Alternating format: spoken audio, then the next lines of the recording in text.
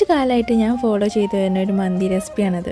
പദ്വാസ് kitchen കണ്ട് inspired ആയിട്ടാണ് ഞാൻ ആദ്യമായിട്ട് ഈ സംഭവം ഉണ്ടാക്കണം. ഇപ്പോൾ ഈ 2-3 കൊല്ലമായിട്ട് ഞാൻ ഫോളോ ചെയ്യുന്ന ഒരു മന്തി റെസിപ്പി ഇത് തന്നെയാണ്. കാരണം വേറെ ഒന്നുമല്ല, വളരെ ഈസി ആയിട്ട് ഉണ്ടാക്കാൻ പറ്റുന്ന ഒരു മന്തി റെസിപ്പിയാണത്. കുറച്ച് ക്യാപ്സിക്കും മല്ലിച്ചപ്പും പുതിന ഉണ്ടെങ്കിൽ നമ്മളെ സാധനം റെഡിയാണ്.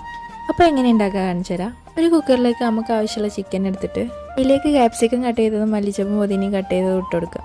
പിന്നെ കുറച്ച് മഞ്ഞൾപ്പൊടി, മുളക് പൊടി, മാഗി ക്യൂബ്, കുരുമുളക് പൊടി, ചെറിയ ജീരകം പൊടിച്ചത്, കുറച്ച് മന്തി മസാലയും കൂടി ഇട്ടിട്ട് ആവശ്യത്തിന് ഉപ്പും കുറച്ച് അധികം സൺഫ്ലവർ ഓയിലും കൂടി ഒഴിച്ചിട്ട് നന്നായിട്ടൊന്ന് മിക്സ് ചെയ്തെടുക്കുക.